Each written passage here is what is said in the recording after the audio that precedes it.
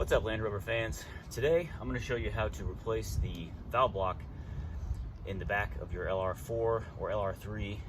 What happens is these valve blocks end up leaking. There's O-rings inside, and for this particular vehicle, when it gets really cold outside, the back end starts to sag, and you can check that it's the valve block by taking the fuse out that controls the air suspension system.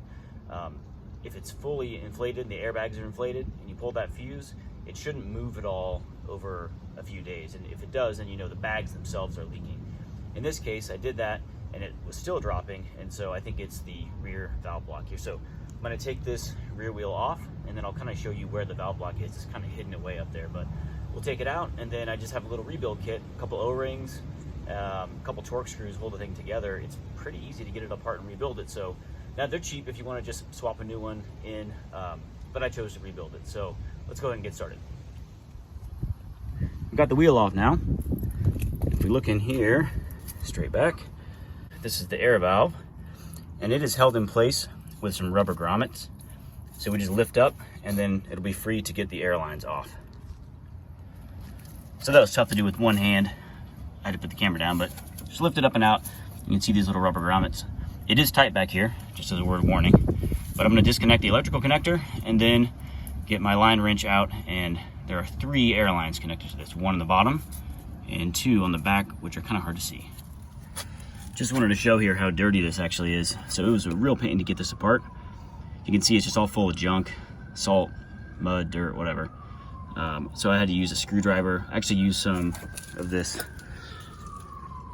electronic cleaner, and I'm going to clean the contacts really good before I put it back together, just so it doesn't stick quite as much. But essentially you just push that tab in right there, push it in and pull down on the connector, you'll get it off. I just cracked the lower air line. You hear that hissing, so that is just the air slowly leaking out of the system. I'm just going to let it go here for 15 minutes or so. If it's still not quiet after that amount of time, I might crack it a little bit more, but this is just a safe, easy way to depressurize the air system. It is slow going.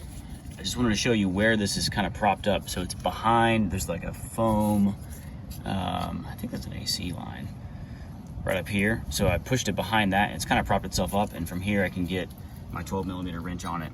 And what I've got to do is turn it, maybe a half a turn, flip the wrench, turn it a half a turn, flip the wrench, and just keep going. So take some time, just be patient, you'll get it. I know it's a little bit tight back there. Here is the valve block taken out of the vehicle. You can see it's pretty dirty. I'm going to clean it up a little bit, and then if you look, that one's really dirty right there, but there are 4 T20 torque screws that hold the 2 halves together. So I'm going to get those off with my little Torx wrench here, and then show you what's on the inside. Here's the result of taking it apart. You can see the largest outer O-rings, and I'm actually going to pull each of these solenoids out. The top part of the valve block, there's not much to see, so the O-rings seal right along here. I'm going to clean this all up with some isopropyl on a microfiber. Here's everything disassembled. What you see right here is everything as was from the factory, and then these are my replacement O-rings that correspond with each one. So this O-ring actually goes on the very end of the solenoid here, and then it's kind of captured by this. You just kind of twist to unlock that, and it comes apart and then slides off.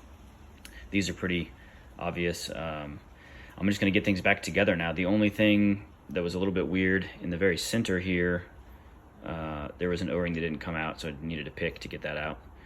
But it all just kind of comes apart, so just pull out on each one. This one, for the middle, I actually had to use a plastic pry tool around the edges, just kind of carefully pry it out. I didn't want to damage that plastic, but it's pretty obvious. I mean, it's going to go back together just like it came apart, so I'm going to start throwing all these O-rings on and get things reassembled. Just got everything back together. Goes back together pretty easily. Got it cleaned up a little bit, and I'm going to throw it back in. Starting to put it back in. Kind of hard to see that, but I actually ended up having to take the spare out over here.